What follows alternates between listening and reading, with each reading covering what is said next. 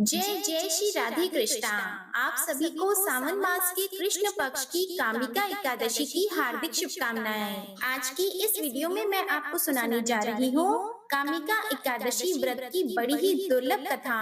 तो आप सभी भक्तजन इन कथाओं को बड़ी ही श्रद्धा और प्रसन्न चित्त मन से सुनिएगा।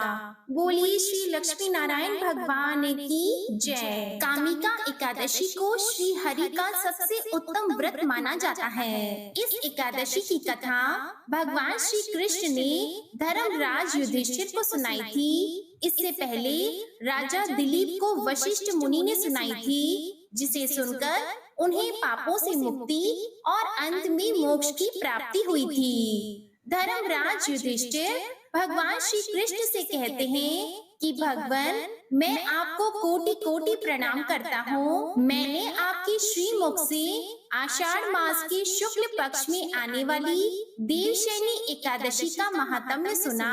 हे मधुसूदन, अब आप मुझे श्रावण मास के कृष्ण पक्ष की एकादशी के बारे में बताइए। तब धर्मराज की यह बात सुनकर मनोहर मुस्कान वाले भगवान श्री कृष्ण कहने लगे, हे धर्मराज, जो प्रश्न अभी अभी तुमने किया है वही प्रश्न लेकर परम शुद्ध भक्त देवर्षि नारद एक बार सृष्टि की रचयिता श्री ब्रह्मा जी के पास गए थे। उस समय उन दोनों के बीच में जो वार्तालाप हुआ, इसको मैं तुम्हें सुनाता हूँ, तुम ध्यान पूर्वक सुनो। ऐसा कहकर भगवान श्री कृष्ण कथा कहना आरंभ कर देते हैं। भगवान श्री कृष्ण कहने लगे कि हे धर्मराज, एक समय की बात है जब इस चराचर जगत में भ्रमण करते हुए भगवान श्री हरि के परम भक्त देवर्षि नारद अपने पिता श्री ब्रह्मा जी के पास पहुँचे।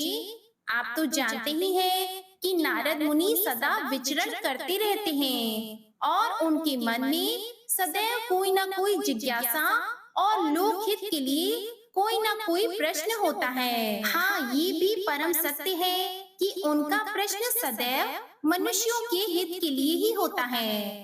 तो ऐसा ही एक प्रश्न उन्होंने श्री ब्रह्मा जी से पूछा। कहने लगे, हे कमलासन, हे परमपिता, पवित्र श्रावण मास की कृष्ण पक्ष में कौन सी एकादशी आती है? उसकी पूजा विधि क्या है? इस दिन किसकी आराधना करनी चाहिए और इस व्रत से क्या लाभ होता है? कृपया मुझे बताइए। नारद मुनि की बातों को सुनकर, उनका प्रश्न सुनकर श्री ब्रह्मा जी कहने लगे, हे नारद, लोक कल्याण के लिए जो तुमने मुझे प्रश्न पूछा है, अब उसका उत्तर भी सुनो। श्रावण मास के कृष्ण पक्ष में आने वाली परम कल्याणी एकादशी को कामिका एकादशी कहा जाता है और ये एकादशी इतनी पावन, इतनी पवित्र होती है कि उसके स्मरण और श्रवण मात्र से ही वेदों में वर्णित वाजपेयी यज्ञ करने का फल प्राप्त हो जाता है। जो मनुष्य इस एकादशी के दिन चतुर्भुज रूप में शंख, चक्र, गदा और पद्मा धारण किए हुए भगवान श्री हरि की पूजा करता है, उसे जो फल मिलता है उसे सुनो।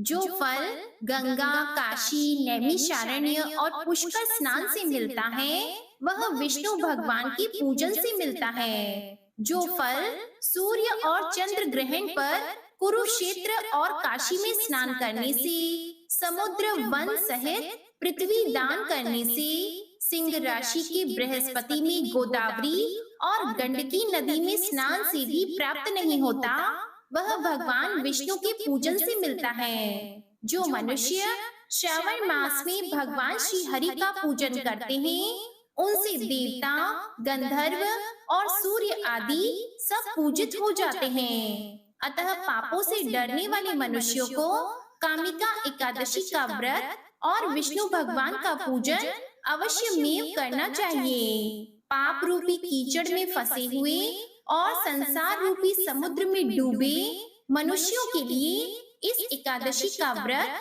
और भगवान विष्णु का पूजन अत्यंत आवश्यक है। इससे बढ़कर पापों के नाशों का कोई उपाय नहीं है। हे नारद, स्वयं भगवान ने यही कहा है कि कामिका एकादशी के व्रत से जीव कुयोनि को प्राप्त नहीं होता। जो मनुष्य इस एकादशी के दिन भक्ति पूर्वक तुलसी दल भगवान श्री हरि विष्णु जी को अर्पण करते हैं। वे इस संसार के समस्त पापों से दूर रहते हैं। विष्णु भगवान रत्न, मोती, मणि तथा आभूषण आदि से इतने प्रसन्न नहीं होते जितने तुलसी दल से होते हैं। तुलसी दल पूजन का फल 4 भार चांदी और 1 भार स्वर्ण के दान के बराबर होता है। हे नारद, मैं स्वयं भगवान की अति प्रिय तुलसी देवी को सदैव नमस्कार करता हूँ। तुलसी के पौधे को सींचने से मनुष्य की सभी यातनाएं नष्ट हो जाती है। दर्शन मात्र से सब पाप नष्ट हो जाते हैं और स्पर्श से मनुष्य पवित्र हो जाता है। कामिका एकादशी की रात्रि को दीप दान तथा जागरण के फल का महात्म्य चित्रगुप्त भी नहीं कह सकते।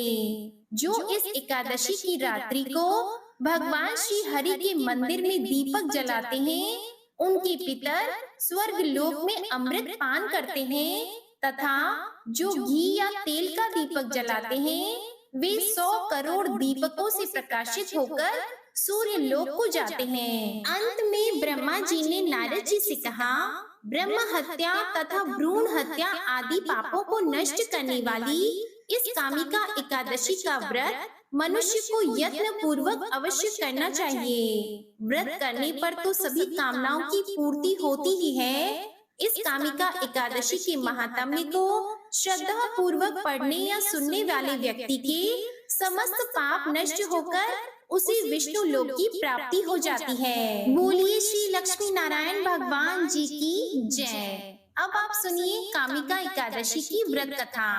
कामिका एकादशी की कथा के अनुसार किसी गांव में एक पहलवान रहा करता था। उस गांव में ब्राह्मण भी रहा करते थे। पहलवान का स्वभाव बहुत ही क्रोधी था। वह बात बात पर क्रोधित हो जाया करता और किसी से भी झगड़ा कर लिया करता। एक दिन की बात है, गांव में ही एक ब्राह्मण से उसकी बहस हो गई। बहस इतनी बढ़ गई कि उन दोनों के बीच में हाथापाई होने लगी और इसी हाथापाई के बीच पहलवान के हाथों से ब्राह्मण की हत्या हो गई। अपने हाथों से मारे गए ब्राह्मण की क्रिया उस पहलवान ने करनी चाहिए, लेकिन पंडितों ने उसे क्रिया कर्म में सम्मिलित होने से मना कर दिया। ब्राह्मण ने कहा कि तुम पर ब्रह्म हत्या का दोष है, पहले प्रायश्चित करके इस पाप से मुक्त हो जाओ, तब हम तुम्हारे घर पर भोजन करेंगे। तब वह पहलवान पूछने लगा कि हे महाराज, इस पाप से मुक्त होने का क्या उपाय है?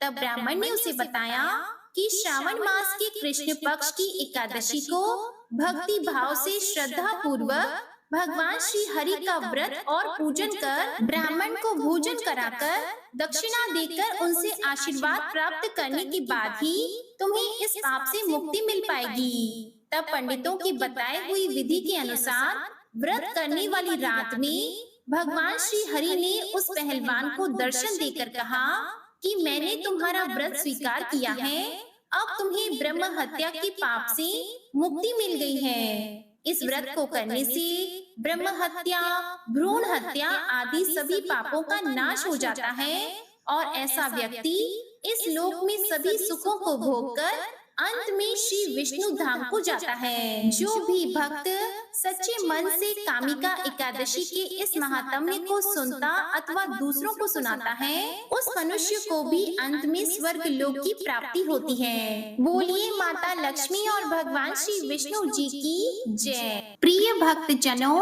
इस दिन बांके बिहारी जी और तुलसी जी की कथा को सुने बिना यह व्रत पूर्ण नहीं माना जाता। इसलिए अब आइए श्रवण करते हैं बड़ी ही दुर्लभ कथा। तो इस कथा को पूरा अवश्य सुनिएगा। यह एक सच्ची घटना है।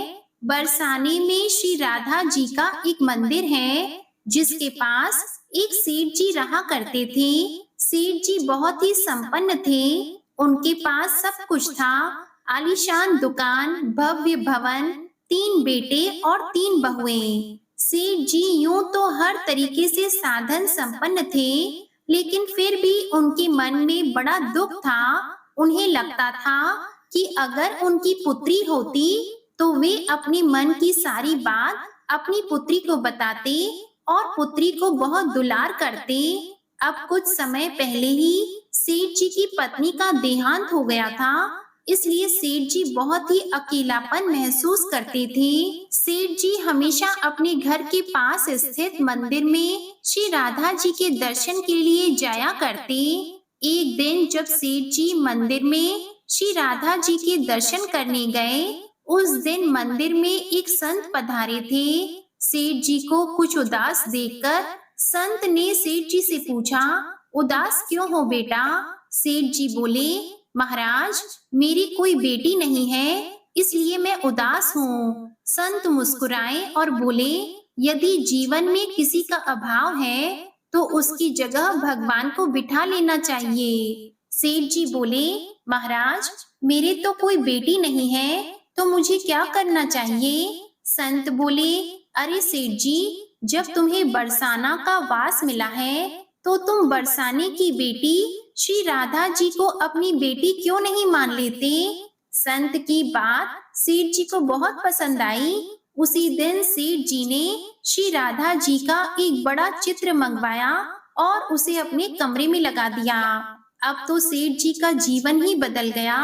वे उठते, बैठते, सोते, जागते श्री राधा जी को अपनी बेटी मानकर उनसे बातें करने लगी। उन्हें अपनी पुत्री को हर बात बताने में बहुत आनंद आता था। सेठ जी की राधा जी में ऐसी लगन लगी कि जब भी वे दुकान जाते तो श्री राधा जी को भोग लगाकर प्रसाद पाकर ही जाते थे। शाम को लौटते तो राधा जी को प्रणाम करते, उनसे बातें करते और भोग लगाकर फिर प्रसाद ग्रहण करते और हर समय श्री राधा जी के राधा कीर्तन किया करते और हर समय प्रसन्न चित्त रहते थे। जब भी सेठ जी से कोई उनका परिचय पूछता तो सेठ जी कहते, 3 बहू बेटे घर में सुख सुविधा है पूरी, संपत्ति भरी भवन में नहीं रहती कोई मजबूरी। कृष्ण कृपा से जीवन पथ में आती ना कोई बाधा, मैं बड़भागी पिता हूँ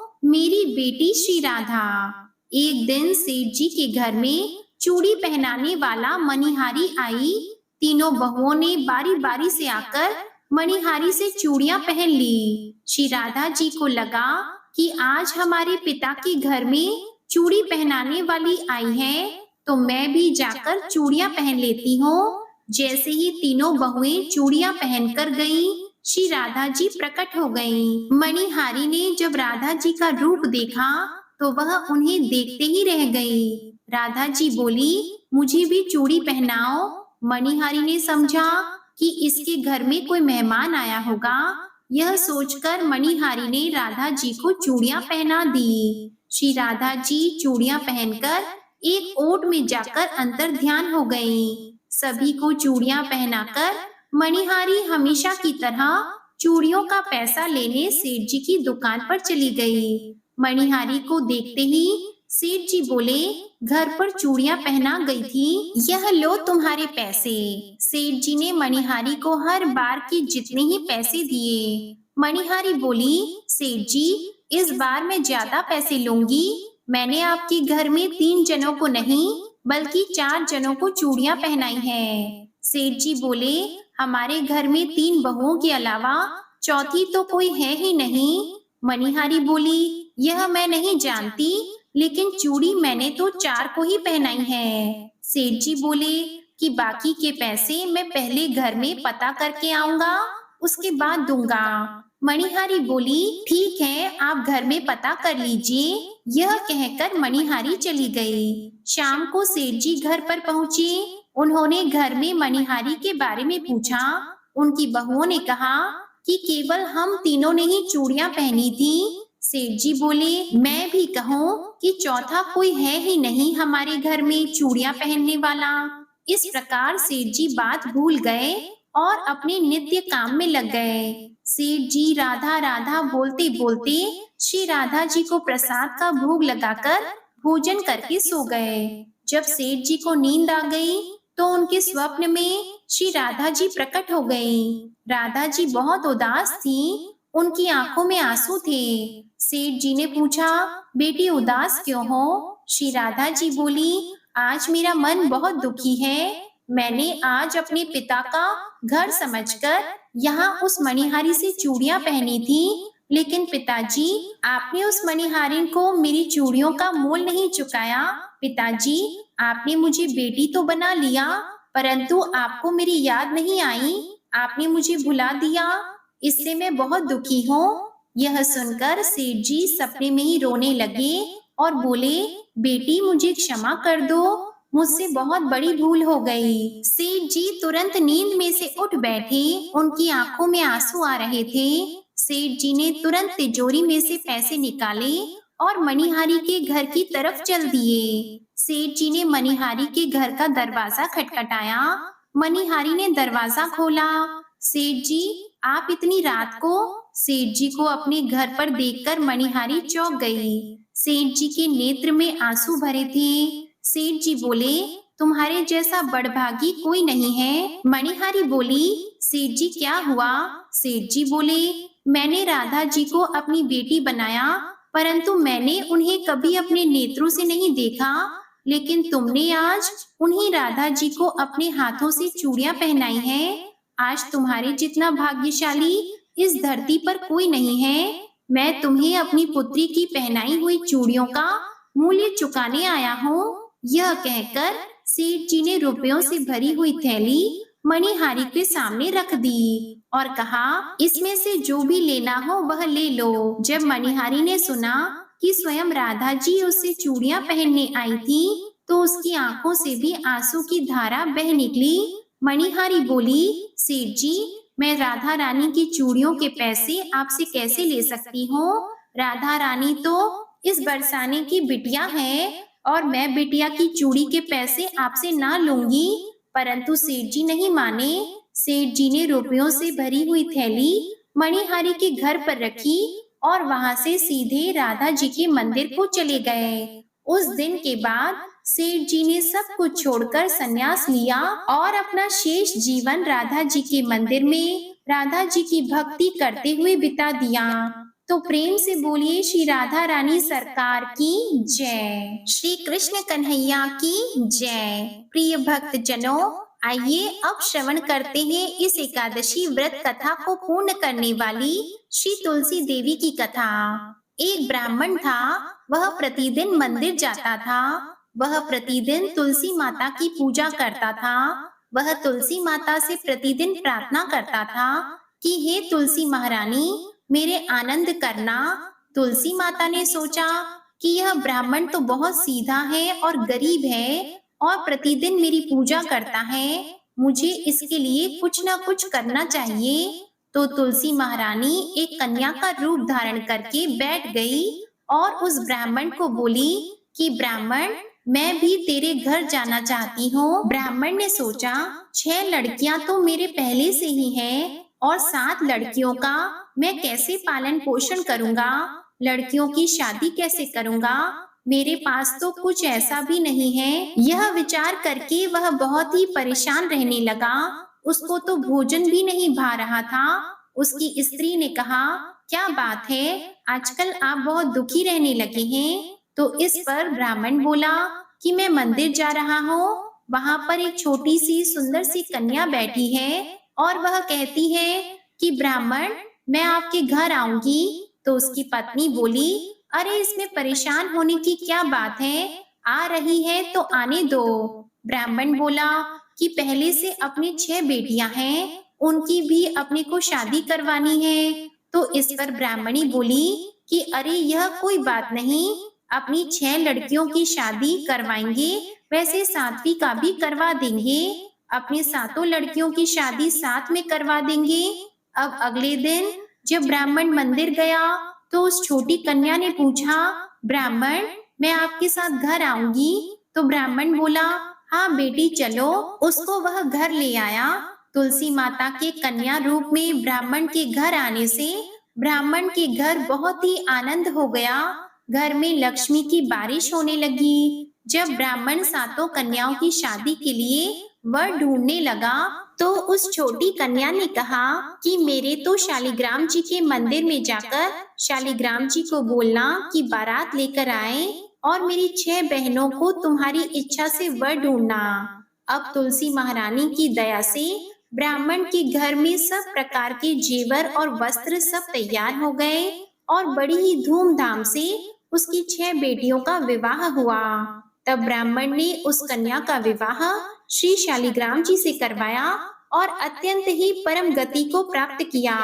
प्रेम से बोलिए तुलसी महारानी और शालिग्राम भगवान की जय। प्रिय भक्त जनों, अब आपको सुनाते हैं एकादशी माता की कथा। इसके सुनने के बाद ही यह व्रत कथा पूर्ण होती है। एक बार एक बूढ़ी माँ ने एकादशी का व्रत रखा। बड़ा ही भक्ति भाव से पूजा अर्चना की। उन्हें वृद्धावस्था में क्या बाधा थी, वह तो अपने पुत्र पौत्रों की सुख सुविधा के लिए व्रत किया करती थी। वह दिन भर तो जरा कठोर मन से अपनी प्यास को रोके रही और दिन में ब्राह्मणों को मिट्टी के पात्र में भरकर पानी और ऋतु फल दान दिए। दोना भर भर के चीनी और दही का वितरण किया। उन्हें गर्मी के कारण बहुत बेचैनी हो रही थी, इस कारण वे बहुत देर तक पानी में पड़ी रही, मुंह धोती रही। तब कहीं थोड़ा बहुत धैर्य बंध पाया। धूप तो तेज पड़ ही रही थी, इस कारण उनका मुंह बार बार सूख रहा था और बहुत बेचैनी हो रही थी। एक तो बुढ़ापा और दूसरा यह भयंकर गर्मी। वृद्धावस्था की स्थिति तो कुछ दूसरे ही प्रकार की होती है। जैसे तैसे रो धोकर दिन कट पाया। अब पहाड़ सी रात सामने थी, उनका कटना बड़ा ही कठिन दिखाई दे रहा था।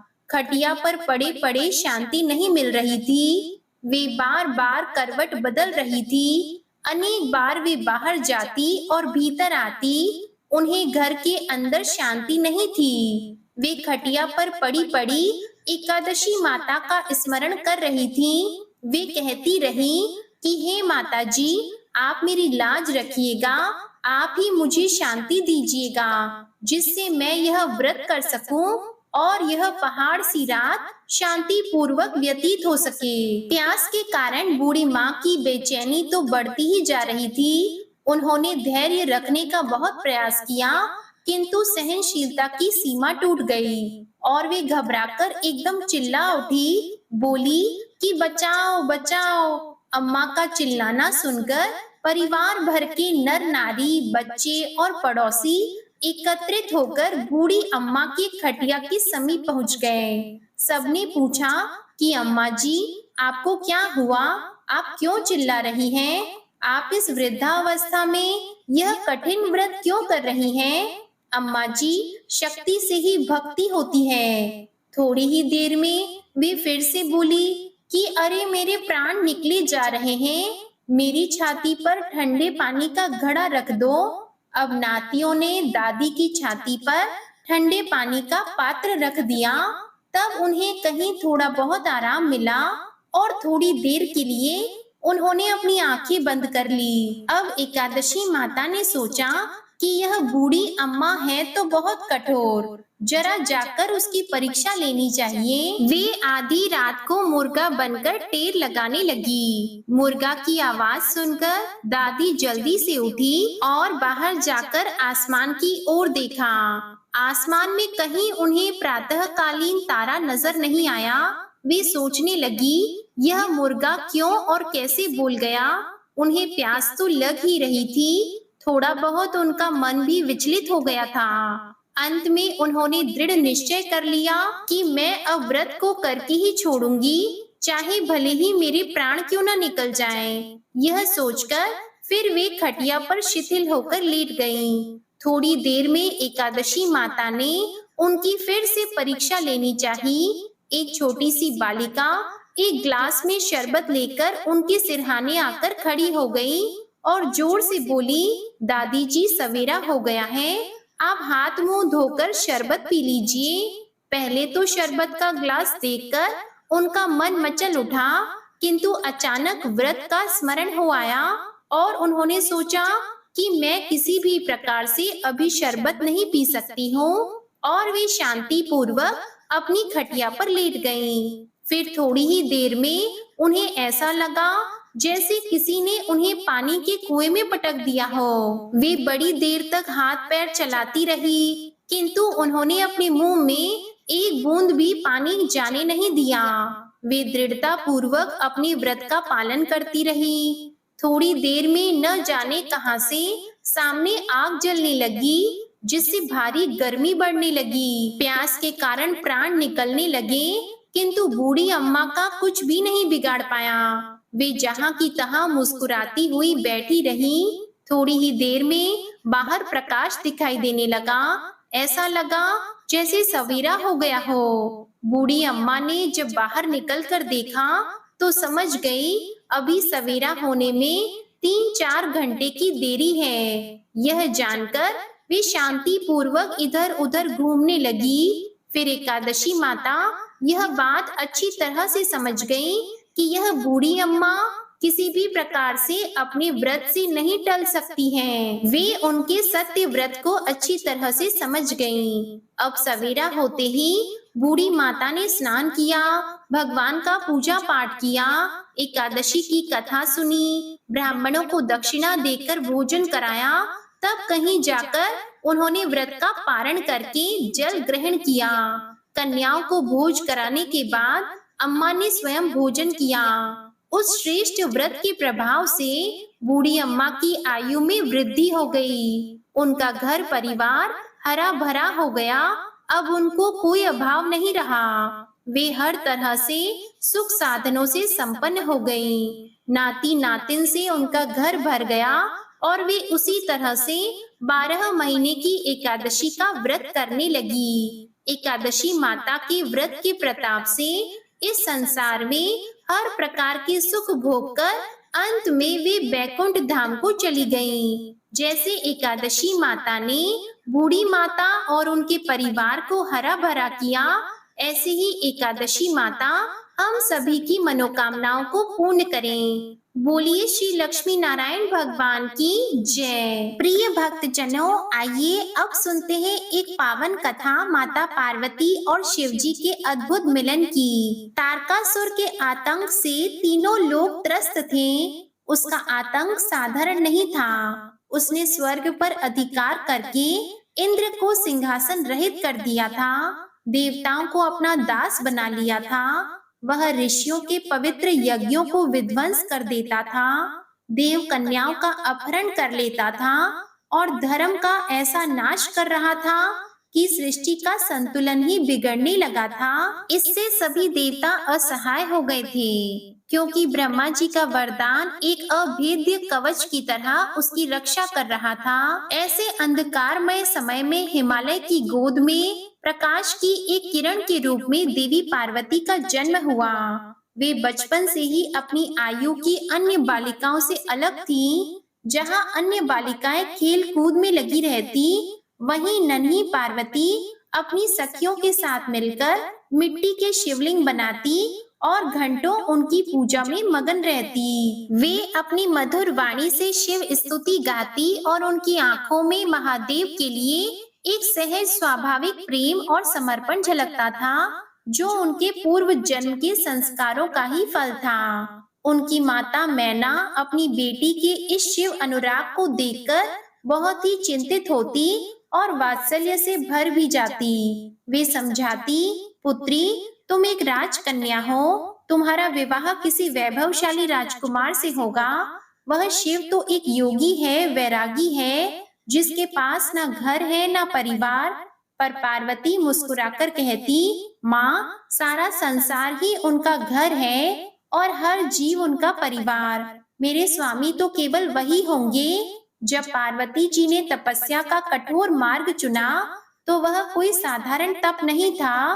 पहले कुछ वर्ष उन्होंने केवल कंद मूल और फल खाकर तपस्या की, फिर उसे भी त्याग कर केवल वृक्षों के पत्ते खाकर तपस्या जारी रखी। जब उन्होंने उन पत्तों को भी खाना छोड़ दिया, तब उनका नाम अपर्णा पड़ा, यानी जिसने पर्ण अर्थात पत्ते भी त्याग दिए हों, और वे इसी नाम से प्रसिद्ध हुई। उनकी तपस्या की कठोरता ऐसी थी कि ग्रीष्म ऋतु की प्रचंड धूप में वे अपने चारों ओर अग्नि जलाकर और ऊपर सूरज के ताप को सहते हुए पंच अग्नि तप करती थी। मूसलाधार वर्षा में वे एक खुली चट्टान पर बैठकर तप करती और कड़कड़ाती ठंड में वे बर्फीले जल के अंदर खड़े होकर केवल ओम नमः शिवाय का जाप करती रहती। उनकी इस अविचल तपस्या को देखकर बड़े बड़े ऋषि मुनि भी स्तब्ध रह गए। वन के हिंसक पशु भी अपनी शत्रुता भूलकर उनके पास शांत भाव से बैठ जाते थे। उनकी माता मैना अपनी बेटी की यह दशा देखकर व्याकुल हो उठी। वे वन में आई और अपनी बेटी को ऐसी कठोर तपस्या करते देख उनके मुंह से पीड़ा में निकला उमा, जिसका अर्थ है अरे नहीं, ऐसा मत करो। उसी दिन से माँ पार्वती का एक और प्रिय नाम उमा पड़ गया। जब कामदेव भस्म हो गए और माँ पार्वती ने अपनी तपस्या और भी कठोर कर दी, तब महादेव ने उनकी अंतिम और सबसे बड़ी परीक्षा लेने का निश्चय किया। वे एक जटाधारी, हाथ में दंड लिए हुए वृद्ध ब्रह्मचारी यानी वटु का रूप धरकर उनके आश्रम में पधारे। पार्वती जी ने अतिथि मानकर उनका सत्कार किया। तब उस ब्रह्मचारी ने उनसे तप का कारण पूछा। पार्वती के मुख से शिव का नाम सुनते ही वह वटु उपहास पूर्वक हंस पड़ा और बोला, हे सुंदरी, तुम्हारा विवेक कहाँ चला गया है? तुम तो त्रिलोक की सबसे सुंदर स्त्री हो, उस शिव के लिए तप कर रही हो। अरे वह तो हर दृष्टि से तुम्हारे अयोग्य है, ना उसका कोई कुल है, न माता पिता का पता। वो शमशान का वासी है, उसके गण भूत प्रेत और पिशाच हैं। तन पर पहनने को वस्त्र नहीं, बाघ की खाल लपेटता है। आभूषणों के नाम पर गले में विषधर सर्प लिपटे रहते हैं। वह नशे में धुत रहता है और नंग धड़ंग नाचता है। ऐसे अमंगलकारी दरिद्र और कुलहीन के साथ कोई भद्र स्त्री कैसे रह सकती है? मेरी बात मानो, यह मूर्खतापूर्ण हठ छोड़ दो। अपने आराध्य की ऐसी कटु निंदा सुनकर पहले तो पार्वती जी शांत रही, पर जब वह वटु ने सीमाएं लांघ दी तो उनका सत्यत्व जाग उठा। उनकी आंखों से मानो अंगारे बरसने लगे। उन्होंने दृढ़ और ओजस्वी वाणी में उत्तर दिया, चुप करो वटु, तुमने महादेव को पहचाना ही नहीं। वे कुलहीन इसलिए हैं क्योंकि वे ही समस्त कुलों के आरंभ हैं। वे अनादि हैं। वे दरिद्र इसलिए हैं क्योंकि संसार के सारे ऐश्वर्य और धन के स्वामी कुबेर उनके सेवक हैं। वे शमशान में इसलिए बसते हैं क्योंकि जब सारा संसार नष्ट हो जाता है तब भी केवल वे ही बचते हैं। भूत प्रेत उनके गण इसलिए हैं क्योंकि वे हर जीव पर समान कृपा करते हैं। उनके गले में सर्प नहीं बल्कि काल स्वयं माला बनकर लिपटा है। तुम जैसे मूढ़ व्यक्ति उनके परम कल्याणकारी स्वरूप को कभी नहीं समझ सकते। जो अपने आराध्य की निंदा सुनता है वह पाप का भागी होता है। इसलिए मैं अब यहाँ एक क्षण भी नहीं रुकूंगी। इतना कहकर पार्वती जी ने जैसे ही दृढ़ता से मुड़कर जाना चाहा, महादेव अपने असली रूप में प्रकट हो गए। उनका जो दिव्य रूप करोड़ों सूर्य चंद्रमाओं से भी अधिक प्रकाशमान था। उन्होंने मुस्कुराते हुए पार्वती का हाथ थाम लिया और अत्यंत प्रेम से बोले, हे पार्वती, मैं तुमसे प्रसन्न हूँ। आज तुम्हारी भक्ति और दृढ़ निश्चय के सामने मैं पराजित हो गया। आज से मैं तुम्हारा तपस्या के ऋण से खरीदा हुआ दास हूँ। इसके पश्चात महादेव ने सप्त ऋषियों को अपना दूत बनाकर हिमालय के पास भेजा और पूरी विनम्रता से उनकी पुत्री पार्वती का हाथ मांगा। पर्वतराज हिमालय और रानी मैना की प्रसन्नता का कोई पार नहीं रहा। विवाह की तैयारियां होने लगी, परंतु महादेव की बारात भी बड़ी अनोखी थी। जब शिवजी दूल्हा बनकर चले तो उनके साथ देवता नहीं बल्कि उनके गण भूत प्रेत पिशाच यक्ष गंधर्व अपनी विचित्र वेशभूषा में चले। कोई बिना सिर के था तो किसी के कई कई सिर थे। वे सब भस्म लगाए, नर मुंडों की माला पहने, विचित्र और भयानक शोर करते हुए हिमालय के नगर की ओर बढ़े। जब रानी मैना ने अपनी पुत्री के होने वाले पति और उनकी इस डरावनी बारात को देखा तो वे भय से मूर्छित ही हो गईं। तब माता पार्वती ने मुस्कुराते हुए महादेव से अनुरोध किया कि वे अपने सौम्य और सुंदर रूप में प्रकट हो, ताकि उनकी माता का भय दूर हो। अपनी प्रिया का मान रखते हुए महादेव ने तत्काल ही अपना ऐसा अद्भुत, करोड़ों कामदेवों को लज्जित करने वाला दिव्य मनमोहक रूप धारण किया कि उन्हें देखकर सब चकित रह गए। रानी मैना और समस्त पुरवासी उस सुंदर रूप को देखकर धन्य हो गए। इसके बाद समस्त देवी देवताओं की उपस्थिति में स्वयं ब्रह्मा जी के पौर हृदय में और भगवान विष्णु द्वारा कन्यादान की रस्में निभाए जाने के साथ प्रकृति यानी पार्वती और पुरुष यानी शिव का वह महान और दिव्य विवाह संपन्न हुआ। यह केवल दो व्यक्तियों का मिलन नहीं, बल्कि सृष्टि के संतुलन के लिए शक्ति का शिव से मिलन था। इस दिव्य संयोग से भगवान कार्तिकेय का जन्म हुआ, जिन्होंने देवताओं को तारकासुर के भय से मुक्त कराया।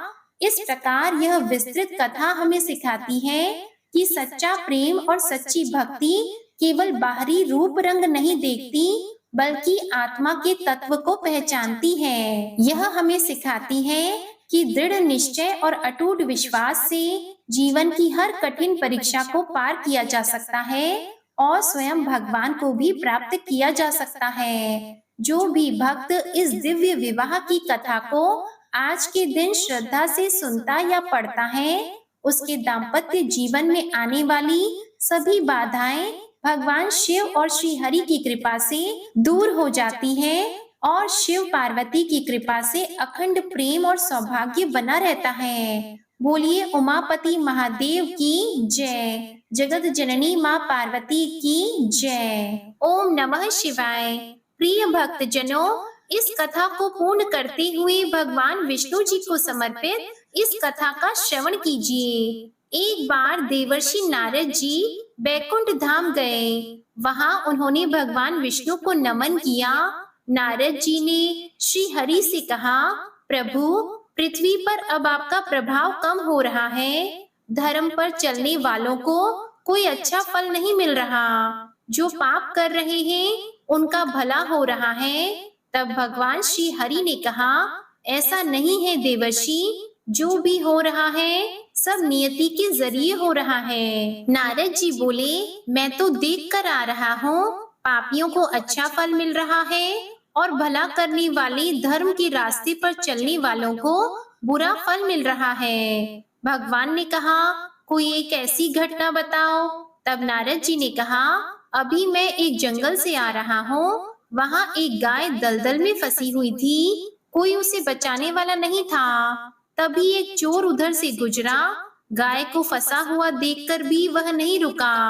वह उस पर पैर रखकर दलदल लांग कर निकल गया।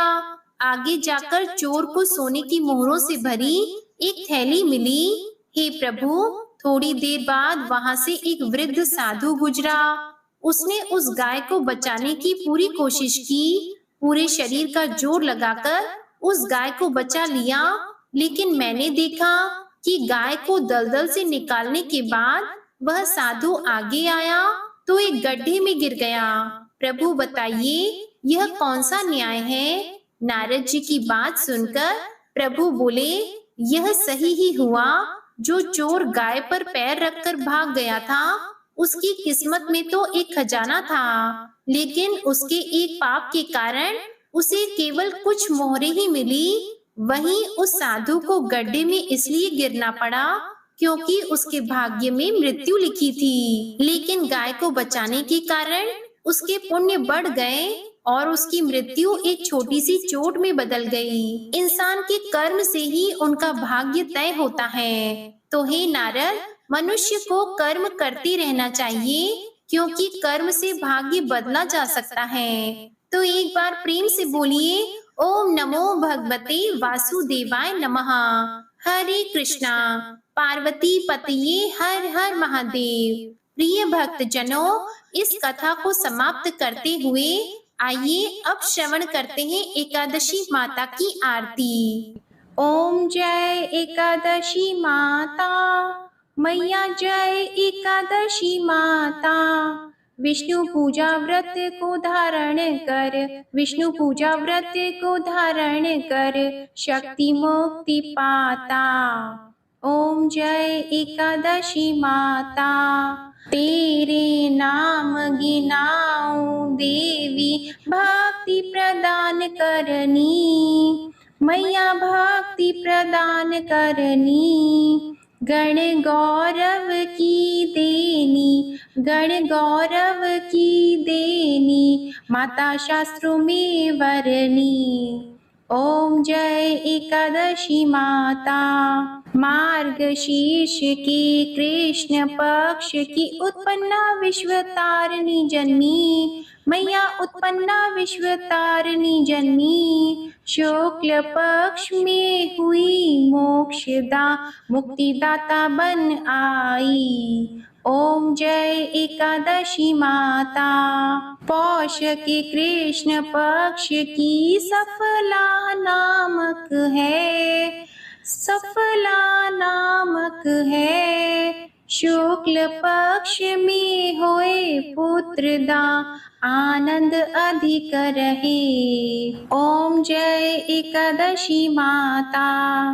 नाम षटतिला माघ मास में कृष्ण पक्ष आवे, मैया कृष्ण पक्ष आवे। शुक्ल पक्ष में जया कहावे, शुक्ल पक्ष में जया कहावे, विजय सदा पावे। ओम जय एकादशी माता।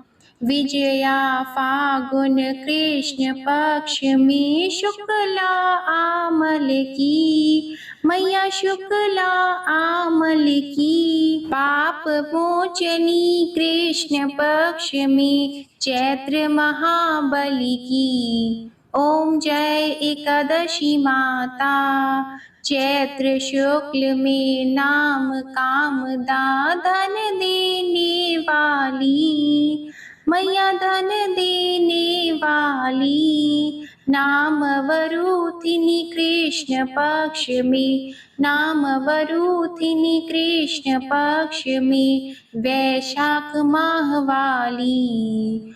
ओम जय एकादशी माता। शुक्ल पक्ष में होई मोहिनी, अपराज्येष्ठ कृष्ण पक्षी। नाम निर्जला सब सुख करनी, नाम निर्जला सब सुख करनी। शुक्ल पक्ष रखी। ओम जय एकादशी माता। योगिनी नाम आषाढ़ में जानो, कृष्ण पक्ष करनी। देव शयनी नाम कहायो, शुक्ल पक्ष धरनी। ओम जय एकादशी माता। कामिका श्रावण मास में आवे, कृष्ण पक्ष कहिए। श्रावण शुक्ला होए पवित्रा, आनंद से रहिए। ओम जय एकादशी माता। अजा भाद्रपद कृष्ण पक्ष की परिवर्तिनी शुक्ला, इंद्रा आश्विन कृष्ण पक्ष में, इंद्र आश्विन कृष्ण पक्ष में, व्रत से भवसागर निकला। ओम जय एकादशी माता। पापंकुशा है शुक्ल पक्ष में, आप हरनहारी। रमा मास कार्तिक में आवे, सुखदायक भारी। ओम जय एकादशी माता। देवोत्थानी शुक्ल पक्ष की, दुख नाशक मैया, मैया दुख नाशक मैया। पावन मास में करूं विनती, पावन मास में करूं विनती, पार करो नैया। ओम जय एकादशी माता। परमा कृष्ण पक्ष में होती, जन मंगल करनी। मैया जन मंगल करनी, शुक्ल मास में होए पद्मिनी, शुक्ल मास में होए पद्मिनी, दुख दारिद्र हरनी। ओम जय एकादशी माता। जो कोई आरती एकादशी की भक्ति सहित गावे, मैया भक्ति सहित गावे, जन गुरदिता स्वर्ग का वासा, जन गुरदिता स्वर्ग का वासा, निश्चय वह पावे। ओम जय एकादशी माता, ओम जय एकादशी माता, ओम जय एकादशी माता। प्रेम से बोलिए एकादशी माता की जय। प्रेम से बोलिए श्री लक्ष्मी नारायण भगवान की जय। आशा करती हूँ आप सभी भक्त जनों का कामिका एकादशी का व्रत सफल हो और भगवान श्री लक्ष्मी नारायण जी और एकादशी माता की कृपा आप और आपके पूरे परिवार पर सदा बनी रहे। आज की ये वीडियो पसंद आई हो तो वीडियो को लाइक जरूर कीजिएगा, शेयर कीजिएगा, कमेंट में भगवान श्री लक्ष्मी नारायण जी और एकादशी माता की जय लिखिएगा और हमारे चैनल आध्यात्मिक सागर को सब्सक्राइब जरूर कीजिएगा। प्रेम से बोलिए भगवान श्री विष्णु जी और माता लक्ष्मी जी की जय।